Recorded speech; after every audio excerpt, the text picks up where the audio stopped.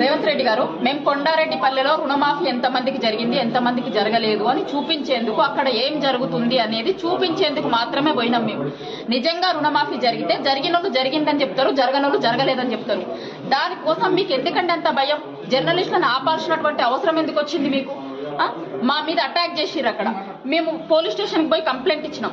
మధ్యలో ఫీడ్ కోసం ఆగి వస్తుంటే 2 బండ్లు మమ్మల్ని ఫాలో అయినాయి. మధ్యలో వెళ్దండి పోలీస్ స్టేషన్కి వచ్చి ఆగడం జరిగింది. ఇక్కడ పోలీస్ స్టేషన్లో కూడా పోలీస్ స్టేషన్లకి లోపలికి ఎంటర్ అవుతున్నప్పుడు చెయ్యి ఇట్లా నా మీదకి కొట్టడానికి వచ్చిండు.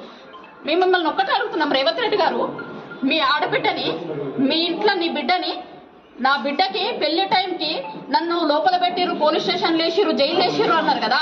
మీ బిడ్డ ఏజ్ ఉన్న పిల్లలమే కదా, మేమిద్దరం కూడా మీ బిడ్డ ఏజ్ ఉన్న ఆడబిడ్డలమే కదా.